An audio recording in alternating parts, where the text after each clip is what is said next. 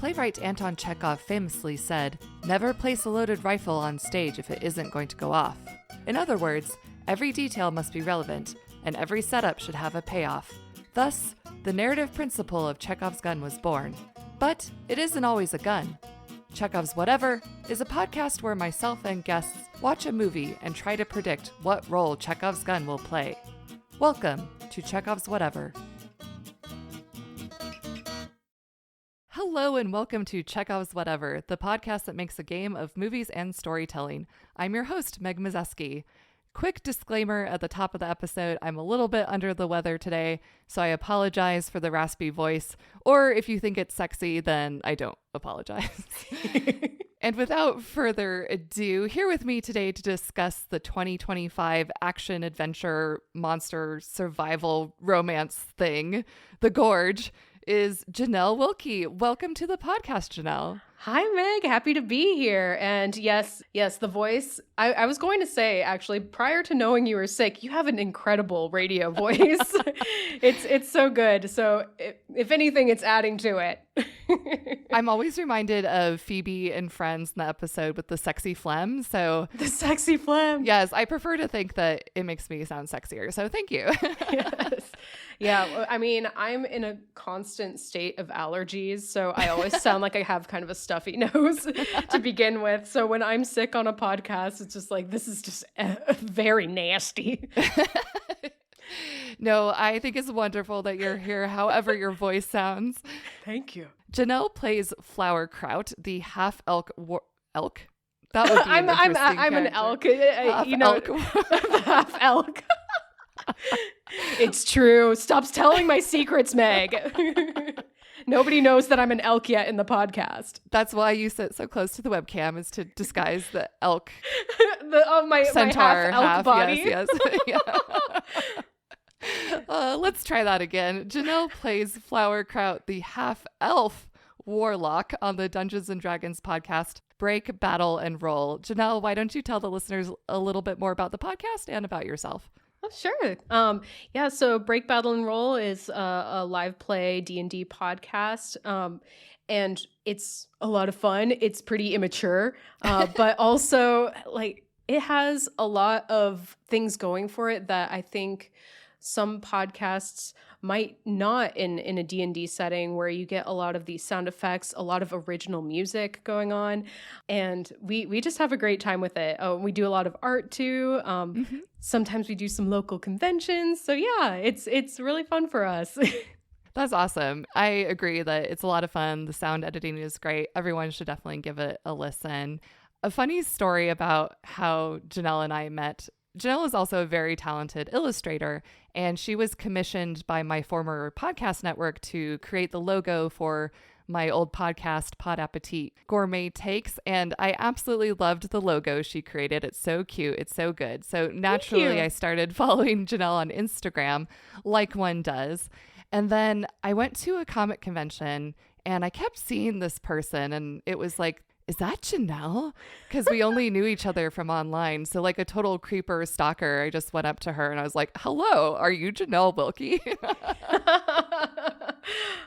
And I've loved it too, because I think there were also a couple times where you even reached out to me on Instagram to see if I was at a convention that you were at. And I'm like, yes, I am. But then we would like kind of go past each other. Yeah. So sometimes we would have like surprise meetings that were totally unplanned. The funniest one to me was when we both went to the same Final Fantasy symphony, like, and we saw each other like in the hall after the fact. That was pretty funny. Like, it was hilarious. Yeah. Okay. Which Final Fantasy were you there to see in particular? Like, which one were you hoping to hear music from in particular? Not to sound too basic, but I have to say Final Fantasy VII. It's not basic. You were there, I believe, for Final Fantasy X. Is that correct? Yeah, wait. Okay. Do you know that because you heard me scream in like appreciation in the audience? They did not play a Final Fantasy X piece throughout that entire symphony until the very end, when they were pretending they were finished. And they're like, just kidding. Here's to Xanarkand. And yeah, and I was just like, yes, thank you. Like, do you hear me? Like, oh, that's Janelle. Oh my God, it's got to be Janelle. Only one person loves Final Fantasy X that much. I was so furious. Like, I was just like vibrating my seat. All my friends were just like, she is about to like rage out. And then they finally played it. I was so relieved, and I definitely shouted something. And I think my favorite story about us kind of maybe not meeting was when we missed each other in Japan by like a week or something. Oh my gosh, yes. 2023, we both went to Japan in the fall. Yes. It was lovely. So this is probably the most structured meeting we've ever had. Yes, exactly. Yes, Janelle has joined me today to talk about The Gorge. This is a 2025 action-adventure romance, monster movie, etc. It came out specifically on Valentine's Day this year, which is sort of a recurring theme in the movie itself. The Gorge is about two highly trained operatives who grow close from a distance after being sent to guard opposite sides of a mysterious gorge. When an evil below emerges, they must work together to survive what lies within. This movie stars Anya Taylor-Joy, Miles Teller, and Sigourney Weaver. On Rotten Tomatoes, currently it has a 65% critic score and a 77% audience score. So, pretty good. What were your expectations for this movie going into it? My expectations of it was I was actually pretty excited. So you sent me a few options for movies that we could watch together, together with air quotes, and and The Gorge was the one that I was most interested in. It had a lot of elements that I'm into. I like kind of a suspense movie. Action can sometimes be good too. But yeah, I like the idea of just like there's something creepy, like somewhere that we don't really know what's going on. So that was cool.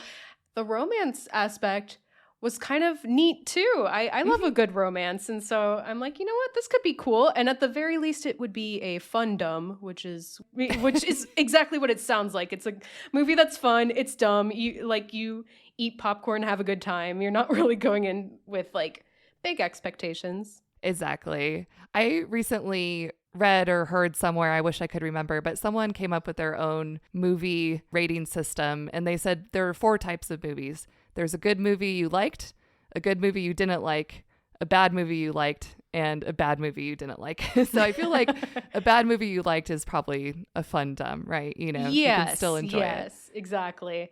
And my husband and I do really enjoy watching mystery science theater, riff tracks, stuff like that. Awesome. Yeah. Absolutely. So I do watch a lot of garbage that's just fun to watch. That you can make fun of. Like, part of the joy of it is making fun of it. I completely agree. I was hoping, I guess, for this movie that I would see something unexpected. I would like to be surprised. I would like to be delighted in some way. That's really the only thing I wanted. But I loved the setting. I love kind of the moody outdoors vibe. Like, that's always a plus for me. I was looking forward to it, but the expectations were kind of like, at minimum, I'm hoping this will just be fun. I think that's a good expectation to have. Like you, I really like creepy monsters. Sorry, maybe that's putting words in your mouth. I like monsters. I like when it's a mysterious monster where you're like, ooh, what's going on? And even from the initial trailer, it seemed to have a sort of zombie apocalypse kind of vibe to it. Like something's happened. You're not quite sure what, but you know that there's this lurking danger out there. So I like that setting as well. When I watched the trailer, I noticed that it was on Apple TV, and I don't have Apple TV. So I was like, oh, that looks like a fun movie. Oh, never mind. I'll never see it since I don't have Apple TV. And then I totally forgot about that. And then I floated the movie options to Janelle, and then she picked The Gorge. And I was like, oh, shit, I forgot that I don't have Apple TV. But that's what free trials are for. Oh, good. Yes. My husband and I were just debating about turning it on. We're like, okay, let's turn off Netflix. Let's turn on Apple TV. We have a list of things we've been wanting to watch, including Severance, season 2. So yeah, I mean, hopefully you get some enjoyable watches outside of The Gorge. Yeah, we'll see if we can cram in Severance in the next 2 days of our free trial. Oh my gosh. Good luck. Thank you.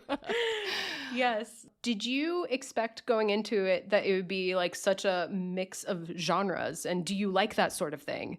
I did not expect that. I knew it was some sort of monster going into it, so I knew it would be that.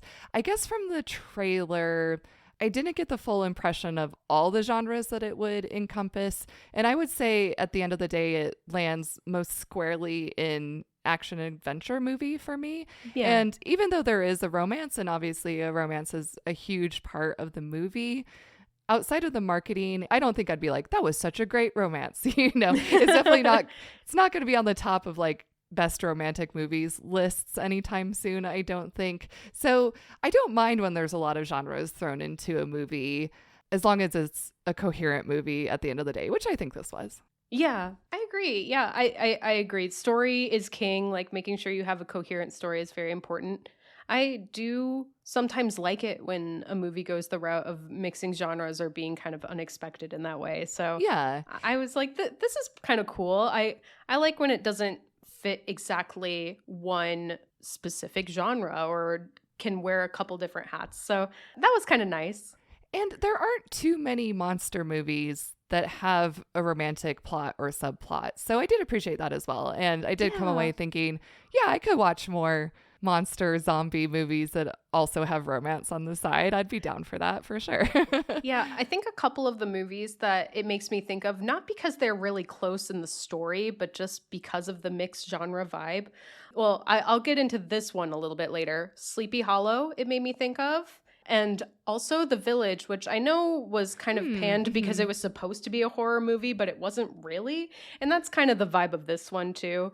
And both of those other movies had romantic components, had kind of a mysterious, like, what is going on, like, in this area? What's afflicting this area kind of thing. So I am a fan of both of those other movies. So this one kind of fell into, like, that grouping for me.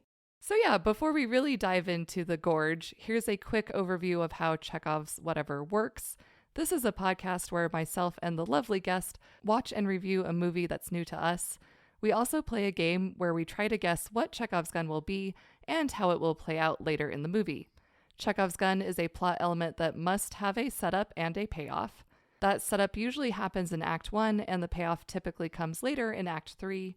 A Chekhov's gun is also typically a concrete item, action, or person rather than something symbolic or thematic. And finally, a Chekhov's gun should move the plot forward in a meaningful way. We get 2 points if we correctly identify a Chekhov's gun. We also get an additional point if we correctly guess how that Chekhov's gun will pay off. And finally, we lose 1 point if we incorrectly identify a Chekhov's gun and its role. Whoever has the most points at the end of the movie wins. So I have to say, I've been listening to some of the episodes recently, did not listen to any prior to my watching because I didn't want it to influence me in any way.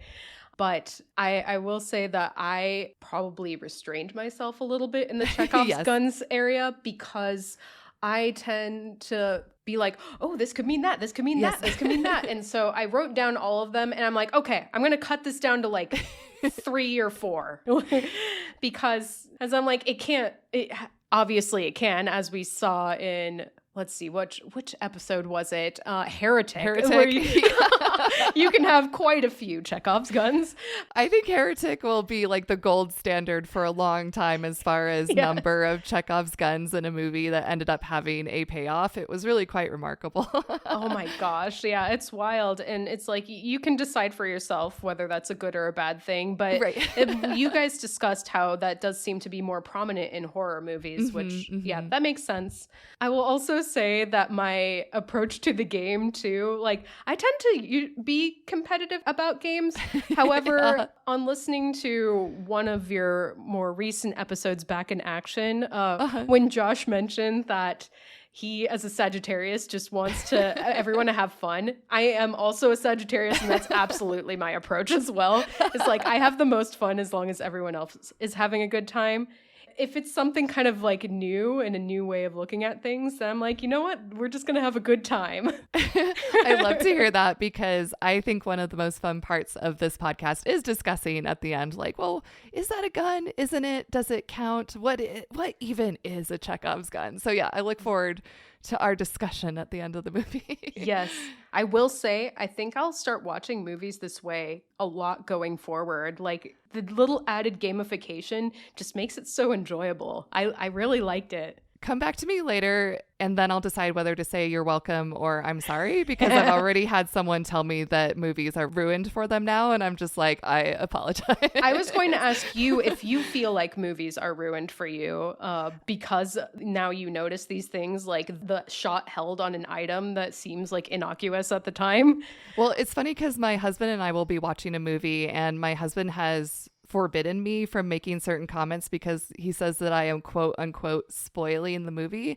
And I'm like, I haven't seen this movie. I'm just making an educated guess. And he's like, yeah, but you're always right. And I'm like, I'm not always right. And it's not a spoiler. But yes, I do feel like I am laser focused in on what could or could not be a Chekhov's gun. I mean, whenever my husband and I watch movies, especially one with like kind of a mystery element, which a lot of movies do have a what's going on? What could be behind this element to it? Even if it's not supposed to be a mystery, we love kind of throwing our guesses in about like, oh, we think this is what's happening. So this will kind of help hone the skills a little bit, sharpen the senses. Yeah. And like ultimately, I would say Chekhov's gun is a tool of storytelling, and I'm a copywriter by day, author by night, and I've always been very interested in writing a screenplay. So keeping that in mind, I'm always trying to look at things from a screenwriting angle. So yeah, I feel like it's an education for me. That's so cool. Okay, sorry. We've deviated enough, audience. We're going to get into it. We'll get into it now. Stop yelling at your podcast player. All right, the Gorge. We meet Drasa, played by Anya Taylor-Joy. She is an expert sniper, and when we first meet her, she is on a stakeout, and she effortlessly takes out her latest target. It turns out her target was a bad dude, though, who sold chemical weapons, so we, the audience, can feel good about our hero being a killer for hire for the Russian government. It's fine. Don't think about it too hard. Then we are introduced to Levi, played by Miles Teller. He is also an elite super sniper. He's a former Marine. He clearly has a troubled past. He is plagued by nightmares that keep him up at night. But he does find some solace in writing in his journal. This is my first Chekhov's gun. Chekhov's journal. Knowing what I gleaned from the trailer, because I had seen the trailer before watching the movie, I saw that Levi and Drasa communicate through like a whiteboard and a large like pad of paper. So they're sending like written text messages to each other, right? Yes. So I'm thinking that the journal will come in as part of their communication later. I think that through their written communication, they'll come up with a sort of secret code for each other, or, you know, like a secret sort of like catchphrase or something, an inside joke. And I think that he will leave the journal for Drasa somewhere that will look innocuous to anyone else, but he will have left like a secret code for her. That is my guess for Chekhov's journal. Very nice. I can tell you also at this point that I had an almost Chekhov's gun. Again, I kind of like restrained myself a little bit. This was one I wrote down earlier, but I decided not to do, which was Chekhov's not fit for duty. Because I'm like, this is more of a concept. So yes. But it's like, maybe this will be something that comes up later, is why he's not fit for duty. Oh, it's like alluding to something that we'll find out later. Exactly. Yeah, I was thinking that could be a thing, but I'm like, this seems more nebulous as opposed to like an item. But yeah, I would agree with that. Sometimes it's hard to tell what's strictly there for like creating the framework for the character versus something that will have like a payoff later. So yeah, often they do go hand in hand. So Levi is recruited by the mysterious Bartholomew, played by Sigourney Weaver. She recruits him for a secret mission. She needs his elite sniper skills, and she also needs someone without many attachments. So he's perfect for the job. At her mother's grave in Lithuania, Drasa meets her father. He's a former KGB agent, so he knows all of her dirty secrets. And he also reveals to her that he is dying of cancer. He says that he plans to take his own life on Valentine's Day, and they tearfully say goodbye to each other because she has also accepted a secret mission that will take her away for the next year. All right. I have my first Chekhov's gun that I actually decided to keep locked in. It is Chekhov's bullet casing. Yes. Okay. This was one I also almost wrote down. Really? Yeah, let me hear what you said.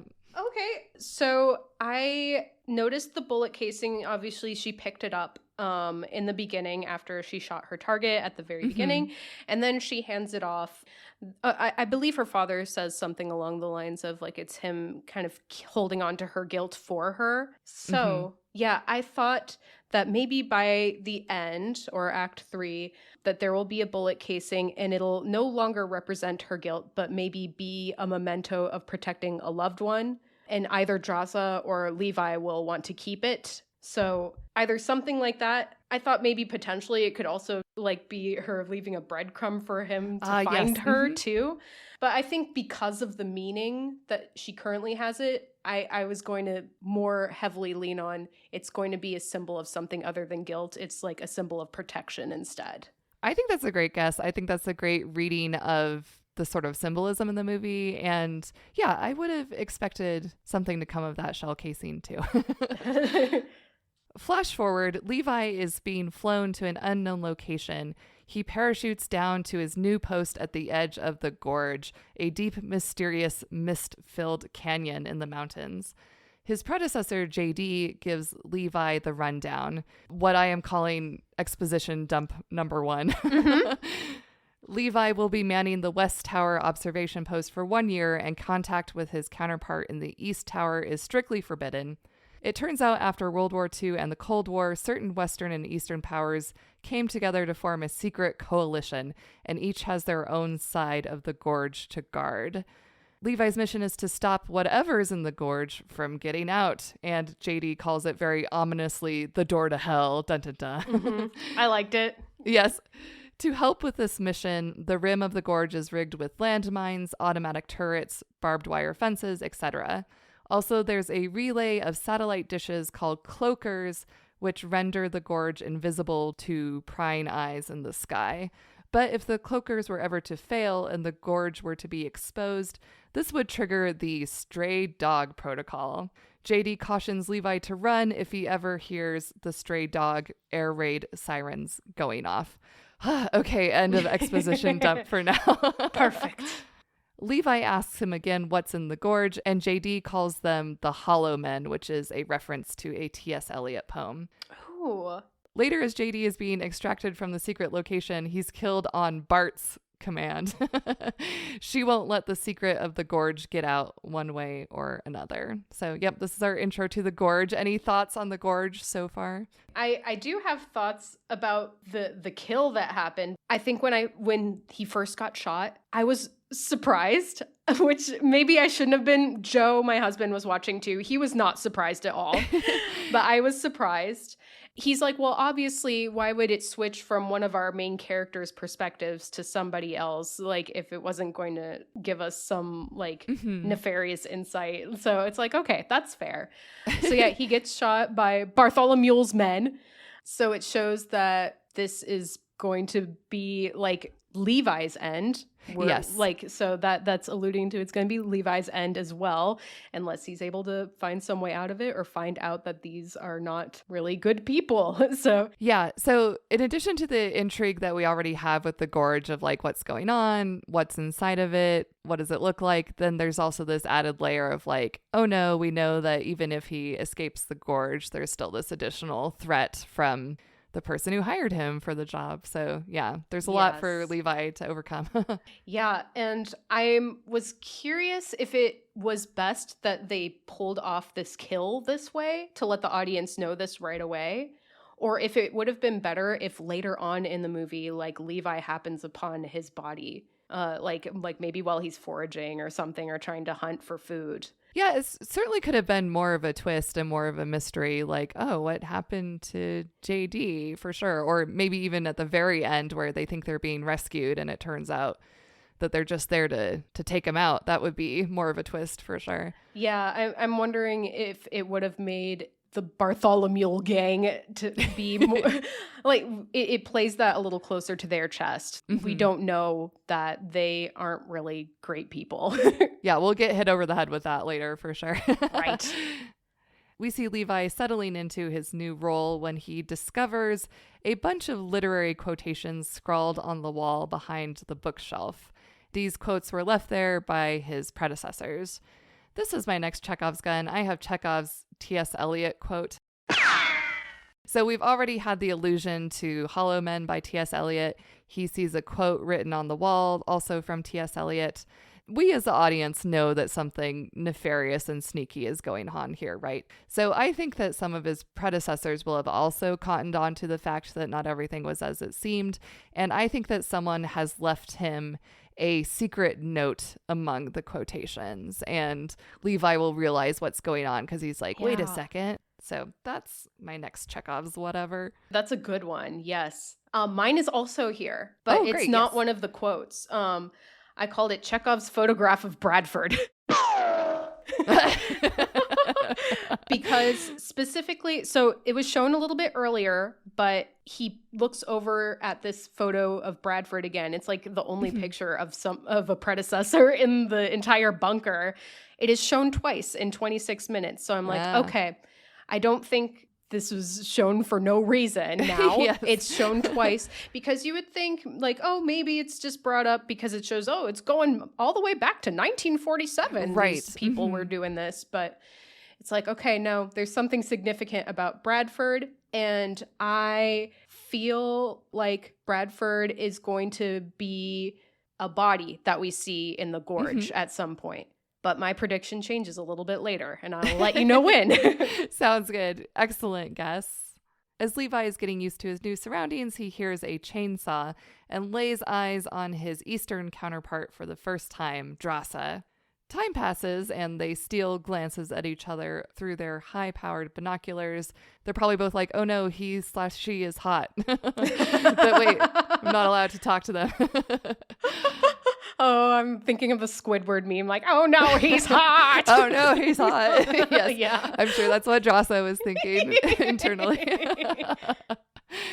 But it isn't until Drasa's birthday that she attempts real contact. After getting Levi's attention by shooting her gun in the air, Drasa writes to him on a large pad of paper, and he writes back on his whiteboard. So I guess we can call this their meet cute, I suppose. Yeah. They introduce themselves, they toast to her birthday. She puts on a record and implores him to dance, and they both show off their sniping skills. So yeah, what do you think about this meet cute? I actually thought it was cute. I thought so too. I liked it. I don't know. It's been a little while since I've watched I haven't watched a romance in a really long time. Yeah, I thought they were actually pretty precious. When I saw in the trailer that Anya Taylor-Joy was going to be in this movie, I can't say I was exactly thrilled, mainly because of like her and Timothée Chalamet seem to be in everything lately, and I've just gotten fatigued by them. You're tired of their chiseled cheekbones? Yeah, it's like nothing against them personally. It's just like, can we have some other actors, please? Sure. Although she made me really like her. She was so charming, and obviously Levi's actor is super like good looking and charming too. Like they were pretty adorable. You know, everything that I've watched Anya Taylor-Joy in, I've actually really enjoyed it. And my husband loves what we fondly call the Vivitch. Like, that's one of his favorite movies. It's a good one. And then I loved her in The Menu. Like, that was The Menu is so good. Oh, it's a really good one. Yeah. Excellent movie. Yeah, so I don't think she's chosen any stinkers in her career. So it's like, even though she keeps showing up and I'm a little bit fatigued from it, it's like, you know what? Not sick of you yet. You've done a great performance yet again. Yeah, I think that's fair. I feel a little bit more kindly towards her, but she's not like one of those people where I'm like, oh, she's in a movie, I have to see it, you know? And same. I will admit I haven't seen Queen's Gambit, which I hear is an excellent show, and I probably should watch it at some point, but I haven't seen it either. Yeah, I like everything I've seen her in so far, like you were saying. I think even she's maybe the best part of the movie in some cases. Like, yeah. I think I'm of the slightly unpopular opinion that I didn't love the Furiosa movie. I thought it was fine. I thought it was fine too. I agree with you. But I really liked her. I liked her a lot. Yeah. Without her, I think I would have felt even more poorly about the movie itself. So I'm a little ambivalent about Miles Teller. I'm just like, yeah, he's that guy. I don't have a strong opinion one way or the other. But yes, I do feel like this was well cast already at the meet cute, even though they're not physically in the same space. I feel like there is a little bit of chemistry. Yes. I felt like almost more chemistry when they were apart, but well, obviously we haven't gotten to That's too a good much observation. into it Yeah. yet. I also like the premise. I think they started from a good point of being like, what if these people fell in love from a distance and as, you know, opponents in a certain aspect. And at first I was like, oh, this is really clever. I really like this. And then I was thinking about it a little bit more and I was like, actually, it just kind of mirrors real life. Like how many people start out a relationship on Bumble or on any sort of other dating app? You know, so many relationships today start out with texting and I'm like, they're just texting. Yeah, they are. Yeah, might as well write on that whiteboard, you up, you know, like. Yeah. But, you know, it's an interesting take on something that is true to real life and sort of putting an interesting spin on it. New whiteboard, who dis? Like, if the meet cute goes poorly. She's ghosting me. Writing some dots on the whiteboard, like sending a text, but not finishing it. Yeah. Yeah, they were both like very charming, especially Anya Taylor-Joy's character. It's like, oh, so precious. Loved it. I agree. So they're showing off their sniping skills, and right as Levi is about to William Tell a champagne bottle right off of Drossa's head, they hear movement from the gorge. Suddenly, there are hordes of strange, human-like but also plant-like creatures scaling the steep walls of the gorge on either side. And they attack Drossa and Levi, but they are both able to fend them off by, like, helping each other out. They both have turrets on either side of the gorge, and they, like, shoot at the enemies coming up the other side, etc. So they team up, and they are able to beat the hordes of weird creatures. And it's at this point where I'm like, this is a literal tower defense video game. Like, oh, yeah. They have literal towers, they have turrets, they have landmines. This is the first time I felt like I was watching a video game, and I felt this many, many other times throughout the movie. That is funny. Yes, that's true. And you know what? At this point, I was also getting very excited because we get a nice shot of all the bullet casings like raining down on Anya Taylor-Joy's she, like, side. looks at them and they're all over the place. I'm just like, oh my God, my bullet casing prediction. I was getting... It's really funny because like I had also zeroed in on the bullet casing earlier, even though I didn't make it an official guess of mine. But there was that point where she's looking down at the ground and you're zooming in on the bullet casings. And I was like, oh, it is going to be something. But it turned out they were just zooming in on the gorge because she heard something down in the gorge. Yes. And I was like, oh, never mind. Yeah, initially I was like, ooh, I was still very optimistic about the shot just because of all the bullet casings raining down. I'm like, there's going to be like some point where she gives him a bullet casing or something. I don't know. And he knows it's her, like hers in particular. But yeah, when it was panning down at it, we knew it was going to be a monster jump scare. Yeah. The next morning, as they are repairing the tower defenses, they see a strange drone leaving the gorge. Levi literally shrugs like, I don't know what that was. I'm sure we'll be seeing more of it later, though. I wrote that one down as Chekhov's drone thing. Chekhov's drone. Yes, excellent. And how do you think it'll come back later? I think we're going to learn that the drone is controlled by Sigourney Weaver to keep track of the status of things going on in the gorge, because it did rise out of the mist. It did, yes. So I'm like, okay, so they know what's going on in the gorge. And so they're checking on the status of whatever's going on in the gorge. Yes. So yeah, beyond that, it is kind of a vague prediction. I didn't really know what... I just knew that they knew what was going on. I didn't know if they were the cause of what's going on in the gorge, or if they are just trying to do containment or what. But that was my vague guess of how it'll play out. No, I think that's a perfectly good prediction. Months pass and their not so long distance relationship progresses. I call this the friendship montage. They put up Christmas lights. They make snowmen of each other. They play chess in what I have to assume is a nod to the Queen's Gambit. They put together makeshift drum sets and play the drums, which that was the one where I was like, I don't think I'd be doing that to keep myself occupied. Yeah. Oh, I know. Yeah. Even the music is just like, what are you doing? But Yeah. so my husband pointed out the Queen's Gambit thing. He also believed that the drumming thing was a nod to Miles Teller's role in Whiplash, which is a jazz drummer movie. Yes, it must be. You know what? Okay, I understand why they put the weird drum set in there now. It all makes sense. I loved the snowmen. That one cracked me up. I loved them. It's Yeah. just so silly. I'm like, I would be absolutely like charmed by somebody doing that. Like, here's the Janelle snowman I made next to me. Like, that's amazing. That would be really cute. Yeah. It's like very dorky and cute. Yeah. Yeah. It's also during this montage that we see that Levi is distilling his own moonshine vodka, essentially. I regret putting this down. Now, I put Chekhov's moonshine. I feel like bathtub moonshine is going to be a pretty good explosive device. And I think later in the movie, he's going to use that moonshine to sort of help protect the tower. Yes. I forgot to list a follow-up change to my prediction, or like an inkling that I had. So my Bradford prediction of how Bradford makes a return in the movie. I noticed that the zombie / woodwoads that were climbing out of the gorge, like you notice that there's a little bit of like clothing on them. I think I saw like eyeglasses on one of them. And I'm like, okay, Bradford is going to be a zombie character that's down in the gorge. Duly noted. I was calling them evil Ents in my head. Oh, yeah. Like small Ents, you know. Yes. Yeah, I thought that this like friendship romance montage, I also thought it was cute.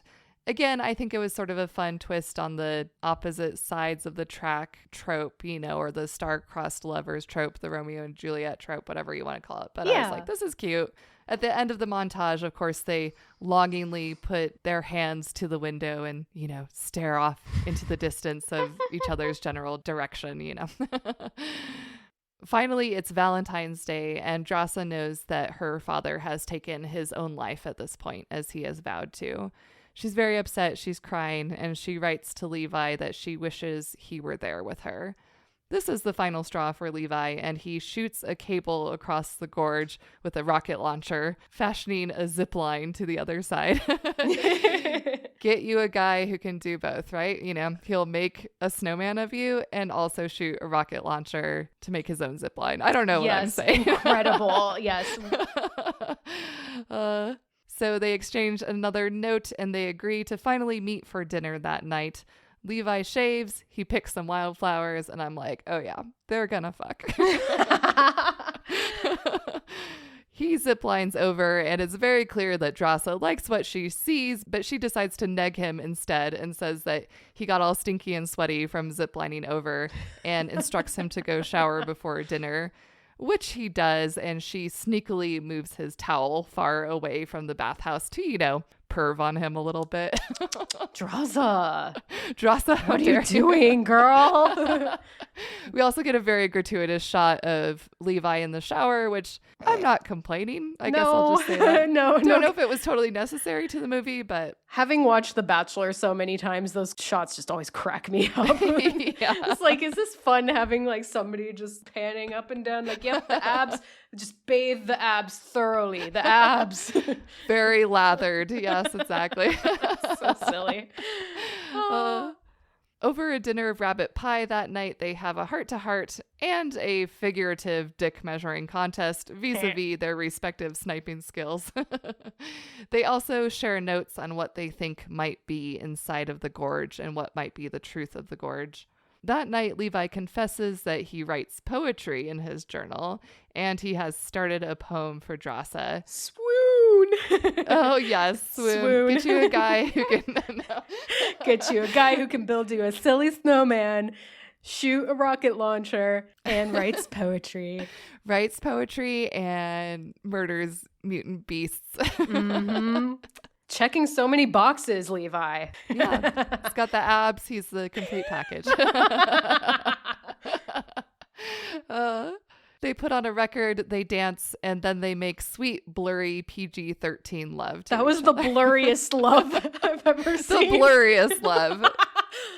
You know what? At that point, I had forgotten it was a PG. Yes. Or I guess up until that point, I had forgotten it was a PG-13 movie. And then I was like, oh, yeah, right. Like, not even anything. Nothing at all. Not even, you don't even see them like falling into a bed or anything. Nope. It's just like, no, blur. Whatever the most extreme version of behind closed doors is, that's what this is. Yeah. They made a door with the blurring. But before we get back to the PG-13 lovers, let's take a quick commercial break and hear a few ads. And we're back. The following day, Levi is on his way back to the tower on the western side, but a landmine explodes and breaks his zip line, sending Levi plummeting into the gorge. Fortunately, he has a parachute on, and Drasa also parachutes after him without a second thought, descending through the yellow, foggy haze of the gorge. And, you know, we were just discussing how he was kind of the complete package, but even that being said, I think I would have paused for a second before parachuting into the mystery gorge. I don't know. What do you think? Perhaps a second, maybe even just like take account of like any items I might need to bring with me. Yes. Just 1 second of packing. Yeah. But I understand, just to show like how these two are very, very much like intertwined with each other's goals now. Like, yes. Yeah, that is fine. But yes, I would have paused for sure. It's a very clear indication that, you know, they're committed to each other. They are in the relationship. I you know what, I did find it very touching that like as soon as Draza was very like, you know, clearly having a horrible time, he's like, all right, I'm going to build a thing. I'm getting over there now. Like, fuck the rules. Yeah, like nothing's going to keep us apart. And so I think that was them showing the audience this is her returning that, like, yes, she's also just as dedicated to him. She's not just going to neg him and fuck him and then that's it. It's like, she actually cares about him as a person too. And she's going to help him. So yeah, I think that's just them showing like return fire. Yeah. Drasa lands in a river and is carried away, losing her cable ascender in the waters, while Levi lands in a nightmare tree that's like part tree, part human cadaver. It's got a bunch of rib and spine-like bones that trap him. At this moment, I kind of missed that he was unable to move. And I was like, move, fool. Like, what are you doing? You're just like sitting there like, whoa, bones, crazy. This is fun. I love like, meat tree. What was in that rabbit pie?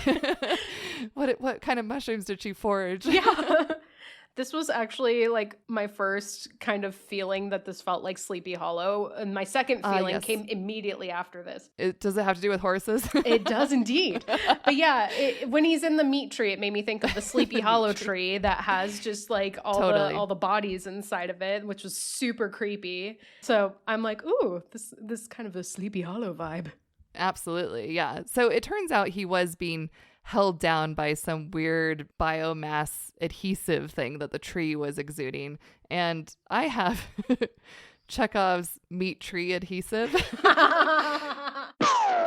Because when Drasa is freeing, so Drasa shows up and frees him. So when Drasa is freeing him from the tree, he's like, watch out for this adhesive. And they do a little close up on the sticky adhesive on his shoe. I did not pick up on that at all. Nice. Nice one. I was like, yes, meat tree adhesive. It's got to be something.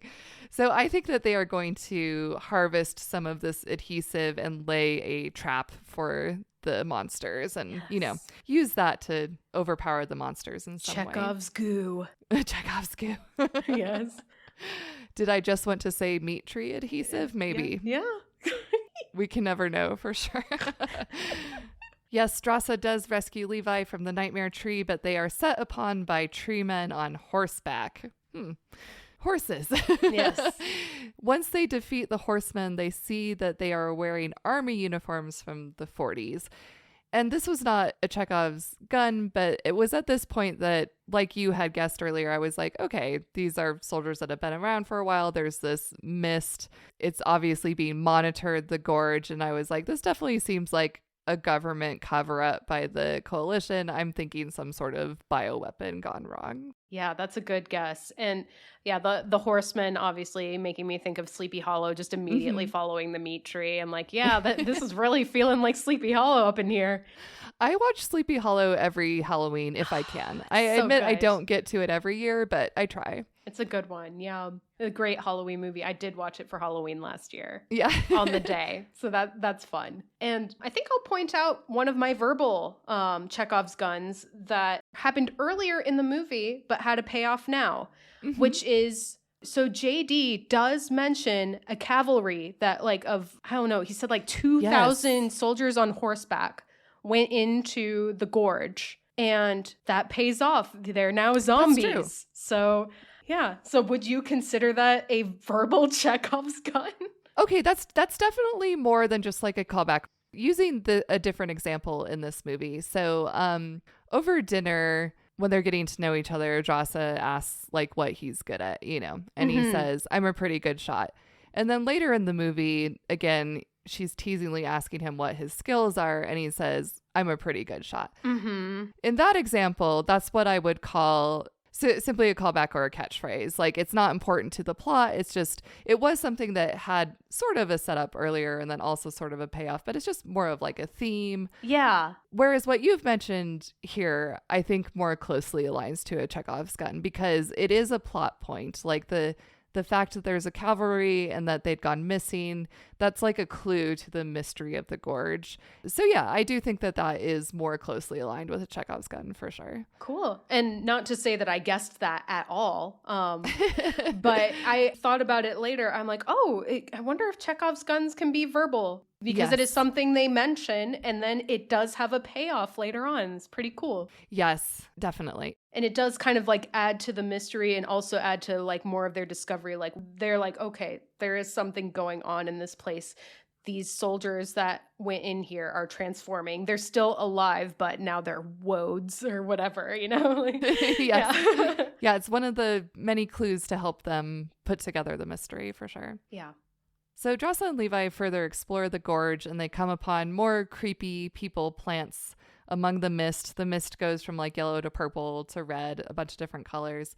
And Levi says, "Oh, these must be the Hollow Men." This is the point where I was I'm getting Annihilation vibes, but Annihilation is one of my favorite books ever. And I loved the adaptation in the movie as well. I quite liked the movie. So any comparison to Annihilation that I'm going to make, whatever I'm comparing is definitely going to fall short of Annihilation.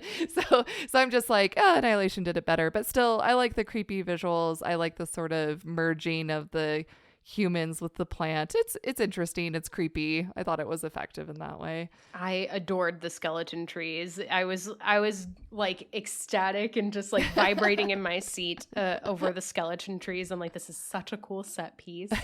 That these are so neat. And you're right, they are very Annihilation. That is so true. But yeah, I just loved a swamp filled with skeleton trees. I'm this is so epic. I love it. It's creepy, awesome. Whew, I love it. We need one of our color theory. I'm a designer, right? But we have a couple people that came on your podcast. I listened to 2 of the episodes. I don't know if they're the only 2 people that ever bring up color, but if it is, that's very convenient. There was one from Hot Frosty that brought it up. And then what was the other one? Was it Smile 2? Smile 2. So yes, your guests on Smile 2 and Hot Frosty bring up the significance of color. I was by the end of it, I was very curious which each of the colors of mist were supposed to represent. I was very curious. I never figured it out. I didn't figure it out either. And I guess I didn't analyze it in the way that my previous guests had. I thought it was going to be, again, I'm thinking video game logic for a lot of this movie. And I'm yeah, the yellow mist does this and the purple mist turns people into plants and the red mist makes people go berserker. I really thought there was going to be a more clear through line. Me too. Yeah. Maybe it was just like, oh, hey, this looks cool. Like maybe maybe that was the only reason for it at the end of the day. I'm not quite sure. Yes, but are people that enjoy finding this color symbolism in movies, if you have any guesses, please Yeah, send I'll them. tap Kara and Jen and see what they have to say. Yeah, I wonder if there's anything to that. Because, yeah, you would think at the very least, it would have been something like what you said, where there is some sort of like status effect basically Yes, put on the character. yes. Since we're talking in video game terms here, it's like, oh, what's the yellow status effect, or like the purple status effect? And I mean, Yes. yeah, red very often is associated with rage. So yeah, berserk, like status Yeah, effect. purple could be like poison status effect or something. Yeah, totally. Totally. Cool. Alas, we did not get that. Spoiler. They didn't consult us. They eventually come upon what looks to be the remains of an abandoned town of some sort. There's cars and what looks to be like a movie theater maybe, and a church. They go into the church and it's filled with the remains of people who had apparently killed themselves by taking cyanide pills. Inside the church, they are attacked by skull spiders and more tree men before they escape inside the structure along the wall of the gorge. Again, I'm thinking video game. I'm like, skull spider, this is like an entry-level monster. You know, you can just kill it in one hit. But then, oh no, here comes the horsemen on horseback. And then stage 2 is you knock them off the horse and then they have a different move set. So I don't know. I feel like this movie might have been a better video game. I think that might be my conclusion. It would have been a good video game for sure. Or maybe I'm just saying that I would have enjoyed a video game of this movie. I would play it if they adapted this movie. I would too. Inside the structure, they find the remains of a research lab and their experiments left behind. And you can tell it's a research lab because of all the Erlenmeyer flasks left behind. Duh. Duh. Yeah. How do we communicate that this is a science lab? I know. Beakers everywhere. Never mind that all of these experiments went poorly, and surely all this glass would have broken by now. But no, they it's must just dusty. You know. They find a roll of film that is conveniently labeled with the dire warning, "God forgive us." Naturally, they pop it in the old film projector, and this is when we get exposition dump number 2. I realized that sounded a lot grosser than I meant for it to sound. I didn't even think about that. And for the record, like, my podcast is filled with like farts and stupid like juvenile jokes about poop and stuff. So yeah, it's kind of shocking that I didn't pick up on your inadvertent joke that you just made. You're slipping. I am. We see a female scientist on the film, and you can tell she's a scientist because she's wearing a lab coat. Duh. She explains that the secret coalition between the East and West were developing a biochemical missile in the gorge. But when an earthquake struck, they were unable to contain the biochemical weapon, which merged the DNA of the humans with everything in the gorge, from plants to animals to insects, creating all the mutated beasts that Drasa and Levi have encountered so far. The scientist lady further explains that the risk of infection increases the longer you're exposed to the biochemical fog that surrounds them. Mutations develop within days of exposure, so Levi and Drasa decide they have mere hours to escape the gorge. But why didn't the coalition destroy this threat to humanity, you may be asking yourselves? Well, because it turns out the private defense contractor Dark Lake has continued to study the gorge with the goal of creating their own unstoppable super soldiers, and that drone they saw before was collecting samples/information. Turns out Levi and Drasa were sent there not to protect anyone really, but to protect Dark Lake's assets in the gorge. Da-da-da. And who could be controlling it? Oh my gosh. Who is we'll Dark never Lake? Know. Also, I thought it was really funny that they're just like, we need to come up with an analogous name for Blackwater. Dark Lake. Perfect. It's like, way to be really obvious, guys. I see you. And finally, they discover what the stray dog protocol is all about. It's a self-destruct fail-safe. If the gorge is ever compromised, it'll be nuked from orbit because that's the only way to be sure. Oh, Oh, that's one of my favorite movies ever, by the way. Top 3. Aliens 2. Yes. Or sorry, it's not called Aliens 2. It's called Aliens, but you know what I mean. Yeah, don't at her. Okay, stop writing your angry email.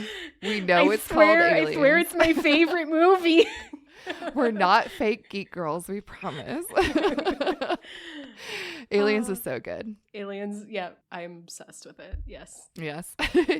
Technically, okay, the stray dog protocol does not nuke it from orbit. There is a nuclear bomb suspended above the Gorge, and it will be dropped and detonated on the Gorge if it is ever to be compromised. But apparently, if you are 4.2 kilometers away from ground zero, you'll be A-okay. Perfect. Keep that in mind for later. I wrote down that stray dog was like the very, very, very obvious loaded gun that is going to be shot. Yes. But this is where my other verbal one comes in, which is if I was paying attention to the name that JD brings up in the Mega Expedition Dump #1, yes. is that he mentions the failsafe. And you said that it's called Stray Dog. I don't think I heard that it was called Stray Dog, but he mentions the failsafe. And we're like, well, the failsafe is going to happen. He verbally mentions the failsafe. That is something that is going to have payoff in the end. That is just how these action type movies go. Yes. So yeah. So it like clicked when we saw there's the nuke Stray Dog in the computer in Act 2. But if I had caught it sooner when JD was mentioning it as a verbal warning to Levi or just information to Levi, I think that would have been another Chekhov's gun. It is a Chekhov's gun, even though it shows up in Act 2. It's just like the most obvious type of, it's like, here's our nuke ready to go whenever you want to use it. Yeah, no, to speak to that, like, it is introduced into Act 1. I would agree. When JD mentions it, he does mention it in that first round of exposition that we get. One reason why I didn't put it down as a guess for myself is that I do think it's too obvious, right? You know, it's I did the same thing where I'm like, I'm going to bring it up, but I didn't write it. I'm like, it is so clearly what they are going to do that I'm like, does it even count as a prediction if it is the most obvious thing? Yes. I'm glad you bring this up because I do feel like this is a sort of unspoken aspect of Chekhov's gun, at least in the way that I interpret the trope. And I do think for me, something should not be considered a Chekhov's gun if it is too obvious. Like, I feel like there should be some sort of like subtlety to it. Like, it should be a little bit telegraphed. And I mean, it has to be a little bit telegraphed in order for there to be a setup and a payoff. But when it is something so obvious where you're like, well, yeah, stray dog protocol, it's going to be something. Of course it is. And yeah, once we see the nuke, of course that nuke is going off. Like, there's no question about it. But yes, we would be remiss if we didn't bring it up now. People would be like, hello, are you not going to talk about? Here's the Chekhov's gun, the Chekhov's duh. It's right there. Like, yeah. I do think there has to be an element of surprise to it. I think this is like the secret rule of Chekhov's gun. We're kind of playing detectives here, and they're laying the breadcrumbs, and those are usually like a meaningful camera shot being pointed at an item. And we're like, why is it looking at that? It's like, and then it's like, okay, well, how is this going to come up later? But this one, it's so clear. The only way it would be like maybe a true Chekhov's gun is if you predicted as early as Act 1 when JD verbally mentions it, I think. Even then, though, I think it was too, because if I look at like my literal notes, I wrote that down the moment JD mentioned it. I was like, Chekhov's stray dog, you know, but even then I felt like it was too telegraphed for me to feel good about guessing that. You know? Yeah, exactly. Because I had that earlier as like the failsafe, but I didn't recognize that it was stray dog. I guess I didn't pick up how you activate it, but it's like, oh, once the cloaking goes down. At the beginning, it was a little bit more obscure. He just said, there's this thing called stray dog. If you hear the sirens going off, like, run away. He doesn't mention the nuke. He doesn't mention that it's a fail-safe. Yeah, exactly. Yep. So it's like, okay, well, that's obviously going to happen. Yes. Yeah. We're on the same page. We're on the same page for sure. If you guess that as your Chekhov's gun, then you are dumb, audience. No, just kidding. Just kidding. But you're dumb. Don't call my listeners dumb. No. How dare you? No, I'm just kidding.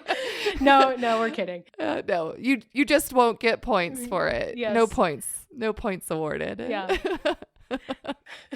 Yeah, no, we all thought it. Everyone thought it. If you didn't think it, I'm sorry to tell you this, but you're already dead. So,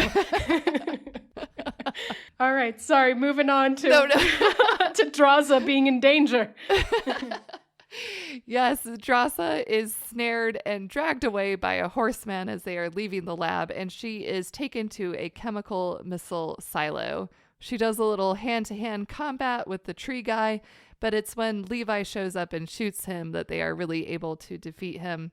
He looks down at the body, and based on the uniform, he sees that this was none other than Bradford Dun, dun, Shaw.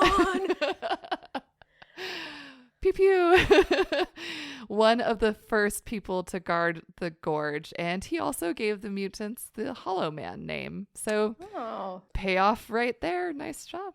Well, we can discuss this later if this is a true Chekhov's gun, because the question is, does this actually move the story forward? Does knowing that it's Bradford do anything plot-wise? Because I think the true Chekhov's gun is actually the cavalry, and Bradford is just a boss that happens. If Bradford was the first person they came across that made them realize, oh, the people that go into the gorge, or That's including the predecessors that are overseeing it, like anyone that might have gone down there, they are being turned into these things, then that might have made him a Chekhov's gun. So he, I think, unfortunately, is not. He does get we get the payoff. We see him again, but I think the correct prediction, I might get 1 point for that of the payoff, but he's not a Chekhov's gun, I think. You know what, Janelle? I appreciate you as the guest. I feel like you get it. I don't want to be hard on my guests. And in my heart of hearts, I do agree that I think this might not be a Chekhov's gun for exactly the reasons you said. Them discovering that this was Bradford does not materially change the plot for them. It's not the linchpin that makes them figure out what's going on. They watched the video, right? You know, they know what's going on. And the cavalry, they know what's going on from the cavalry. So yeah, the discovery of Bradford, that particular tree guy was Bradford, at the end of the day, it doesn't do much to move the plot forward. If Levi never saw the name on the uniform that this was Bradford, nothing materially would change about the movie whatsoever. So with that in mind, I think I have to agree that it might not be a Chekhov's gun. Yeah, which I don't mind. It is kind of funny. This is the only point where I kind of considered it a video game, where he's like, this is just a boss battle that's happening here.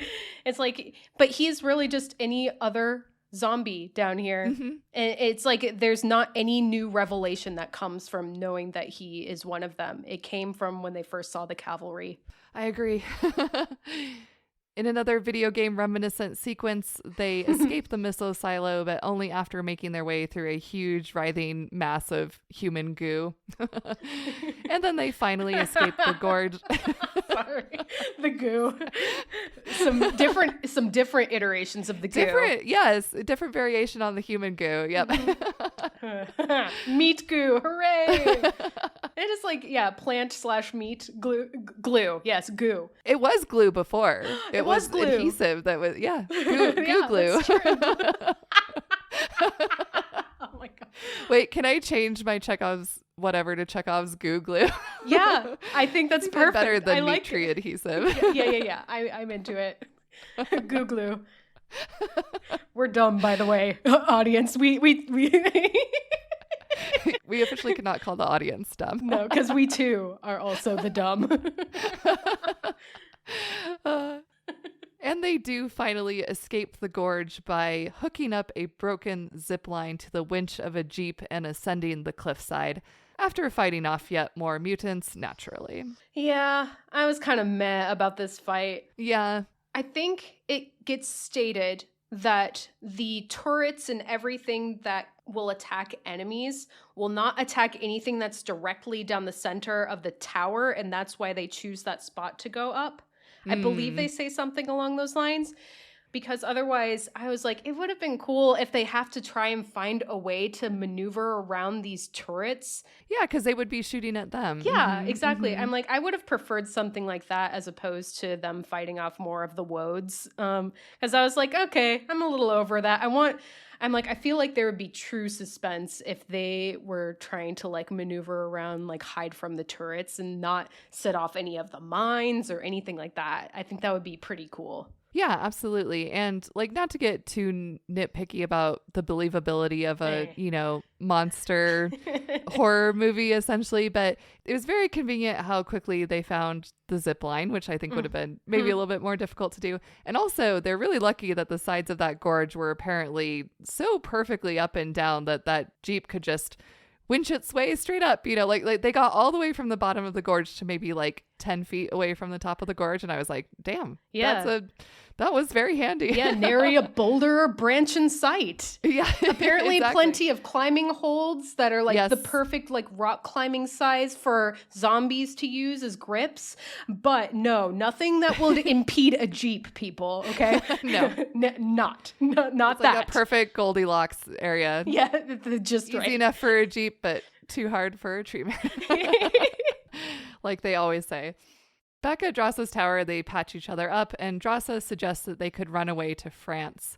But ultimately, they resolve to destroy the gorge together. It's the only way. They express their love for each other before they split up to quarantine for 5 days. They decide that if they last the 5 days without seeing any mutations, then they'll be confident that they were not infected. Back at his own tower, Levi is confronted on the radio by Bartholomew. She says that the Dark Lake's drone in the gorge was tripped. He denies going into the gorge, but Bart doesn't believe him, and she dispatches a team to take him and Drossa out. Bart? Bart. It's a lot easier to say. Bart and her squadron of heavily armed soldiers and drones arrive at the western tower, but Levi and Drossa have already fled into the woods. Levi checks the readings on his equipment, and he's not quite 4.2 kilometers away, but he's close to it. So it seems clear at this point that their plan is to set off the nuke and make a run for it. Mm-hmm. I also felt a little dumb myself because at this point when I saw him checking his pedometer or whatever it was, and he was at maybe like 3.9 kilometers or something like that. And I was like, oh my God, is he going to shoot the nuke? Like I thought he was just going to shoot the nuke to trigger it. And I was like, yeah, that's going to be his new record for his longest shot. And it'll be awesome. Hey, that's not dumb. But, I guess shooting a nuke wouldn't detonate it. So, so I was wrong for a lot of reasons. But for a second, I was pretty excited. I didn't do the callback to like their longest shots because they do talk about that a couple times. Yeah. Yeah. In Levi's tower, Sigourney Weaver finds his journal and the wall of quotes behind the bookshelf. She sees the quote that Levi had left. It says, 3 things cannot be long hidden: the sun, the moon, and the truth.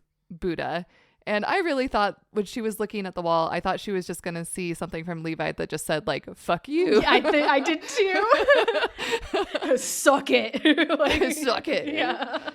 How do you like this for a gorge? I don't know. Mm-hmm. There's got to be a joke about a gorge in there somewhere. Anyway, up your gorge. Yeah. Okay. Up your gorge. There we go. I know that this is kind of cool for her to find, but if he wanted her to actually read it and like guarantee that she read it, because he's nuking the place, right? It's not like there's not going to be anything left. It's like you would put it out somewhere where she can see. I don't know, like leave a note, write it on the floor or something. But I get that he wants to kind of put it with all of the predecessors and everything too. Yes. Like it makes sense. But yeah, I don't know, maybe have it open so she could actually find it easily. That's true. He had to do the homage to his predecessors, I guess. Guess so. I liked his quote though. It's cool. It's a good quote. Levi and Drossa take out the Cloaker satellite dish relay with their elite sniping skills, which triggers the stray dog protocol and drops the nuke. They have about 2 minutes to get away. Bartholomew and her team try to escape by helicopter, but they are caught up in the nuclear blast. And the shockwave tosses Levi into a lake, but Drossa manages to escape relatively unscathed. She waits in the wilderness for several days. With no signs of infection and no sign of Levi, she leaves. Flash forward to sometime later in France, Drassa finally brings herself to read an unopened letter from Levi. It's the poem he wrote for her titled She Collapsed the Night. Heartbroken, Drassa cries. Oh. Later, we see her waitressing at a picturesque seaside resort when who's that at table 2? Why, it's Levi, of course. Yeah. Yeah. He holds up a note saying he'll have the rabbit pie. That's cute. Nice little callback there. Cute. They happily reunite, and then they kiss. The end. And I assume they lived happily ever after, or at least until Levi died of lethal radiation exposure. I don't know, a few days later. Yeah. I have to assume. I feel like if someone is going to be physically thrown by a shockwave of a nuke, surely there must be a lot of radiation exposure going on there, right? Am I wrong? I could be wrong. Yeah, that's definitely fair. You know what's funny is going into this, I did not know it was a Valentine's Day movie. So I thought that there was a chance that they would both just die, like that they would both like wind up killing themselves in the blast and be fine with it. But of course not. It's a Valentine's Day movie. Like, has to have a happily ever after. Happily ever after. No radiation here. What are you talking about? So yeah, what did you think of this movie overall? Overall, I enjoyed it. I thought it was a good time. I think I only had one eye-rolling moment, which was when Sigourney Weaver and crew are coming back to the Gorge to basically take care of Levi and Drassa. Mm-hmm. And when they realize they're gone, just like several like machine guns or like turreted like drones appear out of nowhere from the mist. And it's just like sigh. And I'm just like looking at the people that Sigourney Weaver has on her team, her trusted team. And I'm like, you have a team of people that are keeping this secret too. But then these people that guard the tower are expendable. Like, what's the difference between them? Why not just have one of your trusted people, like, do a rotation, like, every couple months? Yes. It seems so silly. Like, and would you even have trusted people if those trusted people know that everyone else is being disposed of indiscriminately, right? Yeah, and you wouldn't have to dispose of them because she's not disposing of the ones that are doing the disposing, you know? Right. And she has the team that comes with her in the helicopter. Those are apparently a tier above Levi, where they are trusted enough not to be murdered by each other. Like, so it's like, it seems very strange that the person that has to do the tower job has to be killed when there are people obviously like at some level they are trusted enough to keep this secret. Yes. That for me kind of breaks the illusion a little bit, and it's just like, what's the point? Like, I don't like when it makes me ask, what's the point of even having this? And then you have to sigh and just be like, you got to suspend your disbelief and all that jazz. That's the thing. I feel like it was also frustrating for me because it's such an easy fix. Having that implied threat that she would kill him at some point, it didn't add a lot to the movie. For example, something that they could have still had her be a bad guy and have it be more successful. Let's say that Levi, once he discovers the truth, threatens to blow the whistle. And then it's at that point that she's like, okay, well, I have to take you out now. Then we could still have her be a bad guy. We can still have the same end scene where she and her team are trying to take him out. It would have made more sense, logically speaking, to have her not plan to have killed him from the start. Yes. Especially since when we see them in the beginning, Levi is known to her and she knew his father as well. And she seems to have feelings for him. Like, she likes this guy. She knows him. So why would she recruit a guy that she planned to kill from the outset? It didn't make a lot of sense. I didn't even think about that, but that's true. And you know what could have happened is they had the webcam or something able to see the other side of the computer when he and Drassa discover the stray dog protocol. They know that it gets pinged.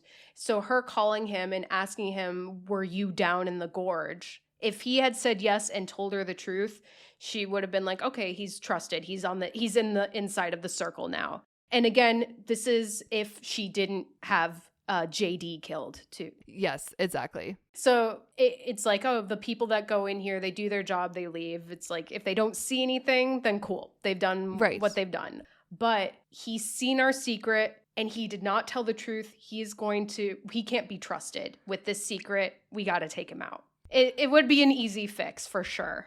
a very easy fix. I do think there are several things like this in the movie where if you think too hard, you're like, oh, that doesn't make a lot of sense. Like, also, for example, the West and the East are collaborating together on this coalition, right? So it didn't make a lot of sense to me why contact with the other side would be forbidden. I'm like, it's a literal coalition. It's in the name, right? Yeah. But it's like, but don't talk to your counterpart. I mean, I guess it makes sense that you could assume that one side would spill the beans for the other if they shared notes or whatever, you know. But again, it would just make more sense to have the people guarding the gorge be in on the secret, have open communication on both sides.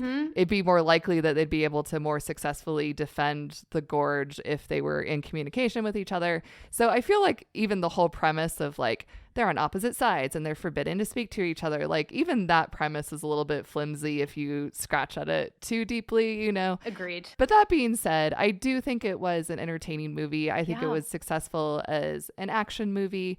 I do wish it had been a little bit scarier. I like my monster movies to be scarier. Yeah. I never really felt that they were ever in really much danger.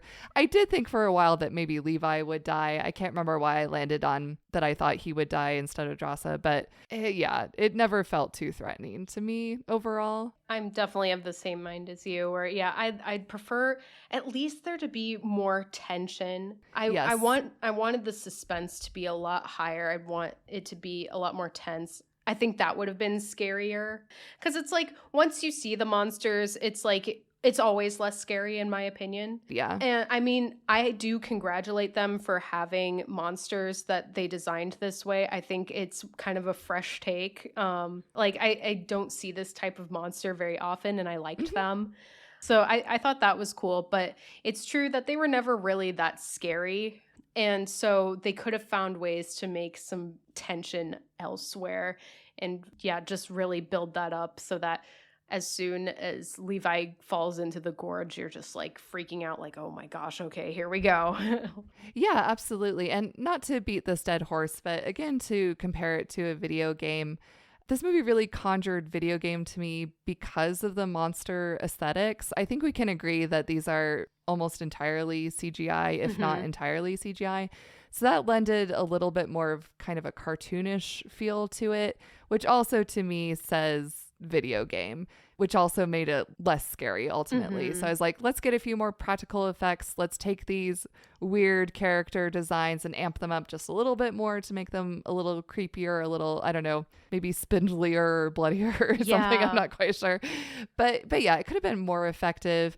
It did follow all the tropes that I like of like a monster movie or like of, say, a zombie movie. Like, oh, let's hear this mysterious warning on this film canister. And, oh no, experiment's gone wrong. What's going on? And, oh shit, something's going down. What could it be? You know, I like following that structure of like, there's a mysterious evil. What is it? Oh, that's what it is. That's always fun. It's fun. I agree that it's fun. Yeah. Speaking of tension, I did like the romance. I thought there was good chemistry. I liked Anya Taylor-Joy and Miles Teller. I think they both did a good job. But I think that they dispensed of the forbidden love aspect a little too quickly. So, you know, we have this setup that like they're counterparts, they're kind of opponents. They are forbidden to speak to each other. But that is done away with almost instantly. So like when Drasa first communicates with him, you know, she holds up her piece of paper and he's like, I'm forbidden from contacting you. And then she writes, it's my birthday, lol, you know, and then instantly he's like, okay, sure, whatever. Yeah, let's be friends, you know. And I was like, wait, that's the amount of resistance you're going to give up, is you're just like, oh, it's her birthday. Okay, we're allowed to contact each other now, you know. And I feel like the romance would have felt more earned if there had been bigger obstacles for them to get over, because like ultimately the gorge, it turns out, was not that big of an obstacle, and it was only a physical obstacle. So like a physical obstacle isn't the most interesting hurdle for a romance, right? You know, the more interesting hurdles are like the emotions or the trust. I was like, this would be really interesting if they were really mistrustful of each other. If the governments were really at odds, let's say hypothetically, let's say that we weren't bedfellows with the Russian oligarch, you know, just for example. And then they could be like, wait a second, you're the enemy. I could never learn to trust you. Or maybe there's like a real credible threat against them if they were to contact each other. Like maybe JD gets offed because he contacted his counterpart on the other side, you know? So there was never a real threat to why they couldn't be together. Yeah. And so therefore the romance wasn't as epic as I thought it could be. Those are really great points, and you're making me think of a game that I haven't played, but I've watched someone else play. I believe it's called Watchtower. Have you heard of it? Oh, no, I haven't. It's one where you basically are playing a character where you have this solitary job at a watchtower, kind of looking over some national park area. And then there is somebody else in another watchtower that is presumably doing the same thing. This character kind of has like a bit of a traumatic backstory, which leads them to doing this very kind of solitary, lonely type of job. And then it's kind of like he's trying to discover what brought this woman to do her job too. And so he's trying to learn a little bit more about her, but some of the things she does makes him mistrustful of her. He's sort of falling for her, but also not really sure if she has good intentions with him. Like, it seems like some of the things she does like could lead him into traps. And so yeah, you get kind of like some of the scary suspense almost from her. Like, is this someone that I care for, or is this someone that is cruel and is like could potentially lead me to my death for whatever reason? That's really interesting. So it's like there could be some sort of play like that in this movie that could be interesting, exploring like the mistrustful side of the relationship. Like that would be cool. Yeah, because they do just instantly believe and trust each other, even though there's probably many reasons why they, in fact, should not trust each other based on what they've been told or what they've been ordered to do. And yeah, they just assume that the other is a reliable narrator, unlike that video game. That sounds like a very interesting video game. I'll have to check that out. Yeah, I think that I really can't remember everything about it, but it's like, is this a reliable narrator is kind of one of the questions. Like, yeah, is everything she's telling me, is that just to get me to trust her, or is it the truth or not? So that would be interesting. Like, is she trying to learn some intel about like my side of things? Like, is she trying to get some dirt on the United States or whatever? Like, so that would be kind of interesting to play with that. Definitely. Yeah, I feel like there was a lot more potential in this movie, but given what this movie does present and what it is, I was happy with it. I thought it was sweet. I liked it. I did too. Yeah, I liked it. I was not dissatisfied. I always have critiques about movies. That is part of the fun for me. Yes. Again, watching B movies and riff tracks and all that stuff, like it's a joy to me, and finding things that I would do differently, especially in ways that would be as cost effective as possible, like changing as little as possible, is one of my favorite things to do. If I could just be like a script doctor without having to, work for years and years like real script doctors have to do. Yeah. If someone could just give me that job, I'd be like, yes, thank you. Well, I'm glad this one was enjoyable for you too. I wouldn't even call it a full fun dumb for me. It was just more fun. It was not terribly dumb. Like there were some things again that were eye rolly, but otherwise I was like, no, this was a good ride. I liked it. It was a very solid, if standard, action movie. That's what I would say. Like, yes. Wasn't surprising necessarily. I was hoping for more surprises. Yeah. Based on the premise, I thought it would be more mysterious or more surprising. Yes. So yeah, nothing unexpected, certainly nothing groundbreaking, but sometimes you just want a monster action movie and some blurry smooches, and that's what we got. Yeah. So I'm happy. Oh, one thing that I can bring up, another breaking the movie type of thing, which is that they wouldn't do it this way. They would play it by lighthouse rules where you have to have at least 2 people on rotation. Because, yeah, it's like, oh, the monsters they're not going to come up when I'm asleep. They're also asleep. Like, I thought of that as well. It was anytime they cut to one of them sleeping, I was like, oh, okay, I guess the monsters are just taking a break. Like they're eating their Sandos down at the bottom. They're fine. Very convenient. Anyway, all that being said, I think that it is time to tally the points and see who won. Okay, our first Chekhov's gun was my guess, Chekhov's journal. This did not come back. This just was where he wrote his poetry. That's it. So I am subtracting points for that. Next was one of your guesses, Chekhov's bullet casing. That also did not come back. Also not a thing. Okay, so the reason why I didn't put this down as a Chekhov's gun guess for myself is that I had the very similar thoughts to yours. Like, this is going to be symbolic of her emotional journey. It's going to show her shame being transformed into something else. And I was like, I do think this is going to come back, but I think it will be more of a symbolic thing than a plot forward thing. So that's why I didn't write it down. But then they didn't even have it come back in any way. I feel that that was a little bit of a dropped ball. Yeah, I think that, yeah, exactly. That's a little bit of a missed opportunity there. I think it was very cool seeing the sentiment that was put into the bullet casing at the beginning. And I feel like it could have been pretty easy where it's like she had like maybe the leftover shells from that night that she helped save him, when she helped save Levi. And it's like when he comes over for the date, she kind of like gives him a little token like that he can hang That'd be on cute, to. yeah. Yeah. And like this, like these are the first bullets that I'm not guilty about firing or something like that. I don't know, something along those lines. Alas. Next up was Chekhov's T.S. Eliot quote. The wall of quotes does come back, but again, it's just a callback. It's just a way for, I guess, Levi to communicate to Sigourney Weaver that he's on to her and haha. So no, this was not a Chekhov's gun either. Your next official guess was the photo of Bradford. Yes. So we had already discussed this, and I think we had come to the agreement that it was not ultimately a Chekhov's gun. Right. I do agree with what you said that the cavalry was more of the Chekhov's gun. I understand if you don't want pity points, but since you had identified the cavalry and you had identified the photo of Bradford, even though we're in agreement that it didn't quite play out in the way that a Chekhov's gun traditionally would, how would you feel about a pity point for that? Let's see. So for the cavalry, since I only noted that after the fact, like I did take note of it, but I did not write it down when JD mentioned it. I'm like always nervous I'm saying the wrong letters for his name. I feel so bad. The predecessor or whatever. Like, yeah.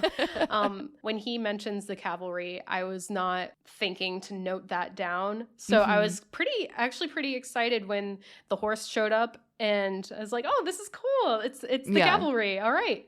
I don't know. It's like, can you, if it's not a Chekhov's gun, can you have a reward, a pity point for a payoff being for Bradford showing up? But it's like you can't have one without the other, I think. I see what you're saying. I can be pleased with myself that I predicted something that was pretty like spot on. Like I'm like, we're gonna see his body, and then as soon as I see the zombies, I'm like, oh, he's a zombie, isn't he? You did definitely predict that. But so yeah, a prediction, but not a Chekhov's gun. So it's like it can't get the points if it's not even a Chekhov's gun in the first place, right? I appreciate your conviction here. You have way more conviction than Levi does to, defend his post and all that. So. Minus points, sadly. I don't get any points for the next one either. Next is Chekhov's Moonshine. Did not come back at all. There was a little throwaway line where Drasa was again negging him, and she was like, your alcohol sucks. My vodka's great. But that was really the only time the Moonshine came back in any way whatsoever. Definitely was not a Chekhov's gun. Minus points for that. Next is Chekhov's Drone. Are we finally going to get points? Could it be? Impossible. No, I mean, this had a setup. I would say that the payoff is exactly how you predicted. Any other notes on this one? I don't think so. I think it played out exactly how I imagined it. I mean, it's like, this does one it actually progress the plot? Yeah, it is one that I want to like look at seriously and be like, we don't actually see the drone again. Does she even say anything along the lines of the drone picked up this? She does. Okay, when she great. interrogates him on the radio, she says our drone, etc. So she does explicitly mention the drone again. Yeah, it's kind of hard because it's like, yeah, does it move the needle at all plot wise? Because at that point we find, I don't know, does he know that? I guess that is the time that we find out, even though it seems so obvious to us at this point, that it was Dark Lake, Black Lake, whatever. that is when we find out for sure that it's them. Like, this might be the moment where Levi finds out that it's them. I think that, so he knows about Dark Lake based on what he found in the Gorge. Yes. But I don't think he had entirely fully, I was going to say, I don't think that he had put together that Sigourney Weaver was in fact heading up Dark Lake before the radio call with her. But maybe he had put those pieces together, because he doesn't seem surprised when she confronts him about the drone being tripped in the Gorge. And that's not, and I would say at the bare minimum, that means I don't get the point for the prediction, because that is not the prediction that I made, that it would be how Levi discovers that she's a bad guy or whatever. The prediction was that they were using it to monitor things, which is true, but that doesn't necessarily move the needle. I don't know. This one's a toughie for me. If you have strong feelings about it, please say so now. We are doing no holds barred here. I feel like you and I are pretty much on the same page in how we're interpreting and defining a Chekhov's gun. And I do feel like this is something that kind of falls on the line. What I usually do is sort of my final test is like, let's imagine that this one specific thing, Chekhov's drone, was like removed from the movie. Mm-hmm. Like what changes about the movie if the drone doesn't exist? And if the drone doesn't exist, Levi still would have found the reel of film in the Gorge. He still would have seen the Dark Lake computers. Sigourney Weaver still would have known that he was in the Gorge because they accessed the computers. Yeah. I think the only thing that could maybe tilt it on the side in my favor would be that it is being actively monitored, as opposed to like, this is a cover up only. Yes. This is we're actively monitoring this for a reason. The purpose was to build super soldiers. Yes. Since we're on the fence, and I do feel like it could fall either way, I always like to err on the side of the guest. So I'm going to award points for this. I think that's fair, because I do think an argument could be made either way for sure. So okay. I'll do partial points. We'll fully cut the baby all the way in half. We're gonna do partial points. I've never heard this before. What are you saying? Oh my gosh. And then finally, Chekhov's meat tree adhesive, aka Chekhov's goo glue. Real disappointed in this one. This also did not have a payoff in any way. So minus points. Damn that goo glue. Even though I feel like we have a very firm grasp of what Chekhov's gun is, we did not get a lot of points, I gotta say. Honestly, not mad. This is pretty funny. Okay, I'm excited to hear the calculations. All right, give me a moment while I add up the points. Or subtract the points. Yeah, I know, exactly. Are we in the negatives? Did we get the lowest score you could get so far on this podcast? We will see. Hold, please. Beep, boop, beep.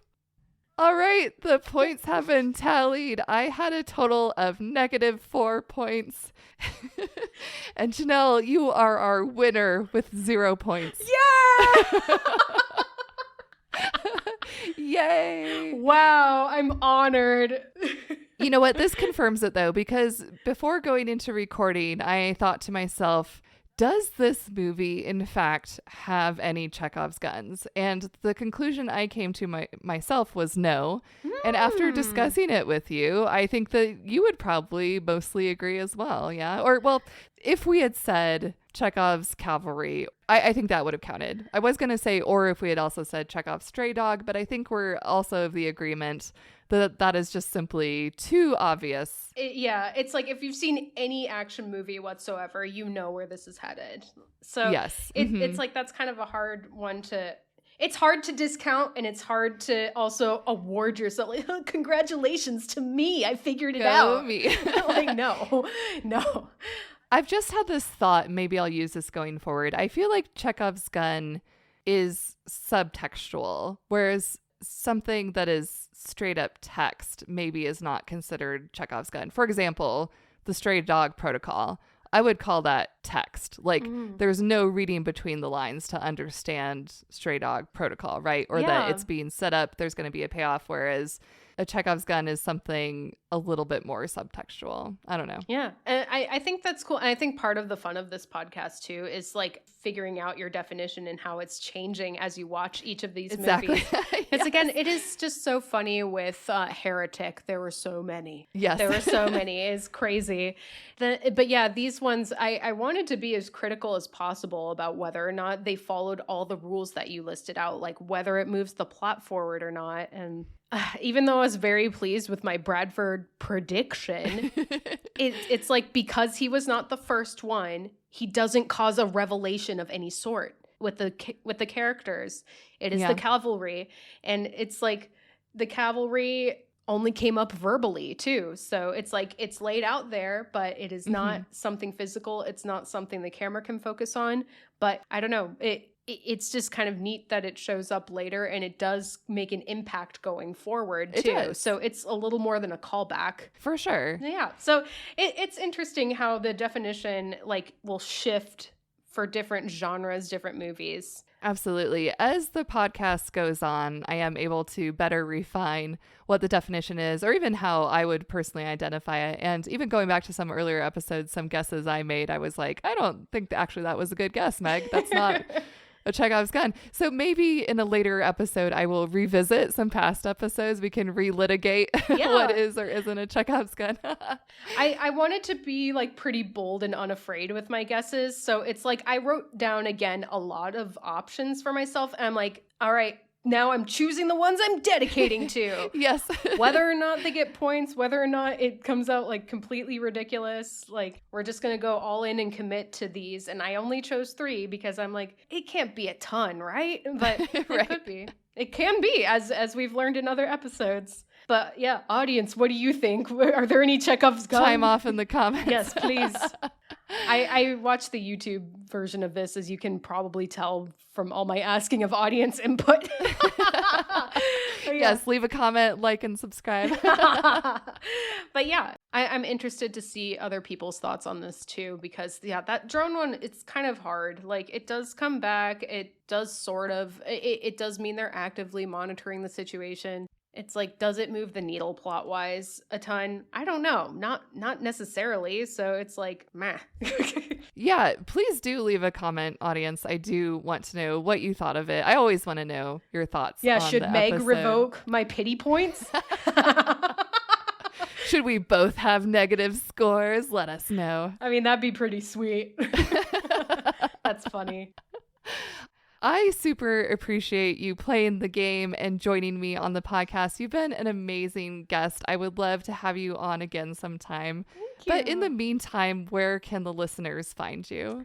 Listeners can find me on my podcast Break, Battle, and Roll, where I play D&D with some other friends. It's a good time. Come join us.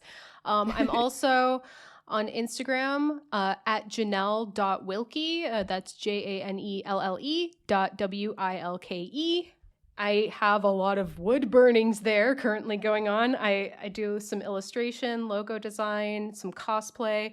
But yeah, wood burning's been my main jam lately. I love the pyrography. It's been fun. It's awesome. Thanks. I encourage everyone listening to check out Janelle online, and I will include links in the show notes so you can find links to Janelle online there. Janelle, thank you again. Thank you, Meg. This was super, super fun. And yeah, I'll let you know if I love or hate that this is now in my life and how I'm going to be watching movies going forward. Please do. We can have a reunion update episode. Yeah, for now I'm very excited about it, but I'll let you know if I'm like battle worn and weary. Like I'm tired of all of these guns everywhere. So many shell casings. Everything I look at is Chekhov's gun. All right. And to everyone out there, thank you again for listening. And until next time, bye. Bye.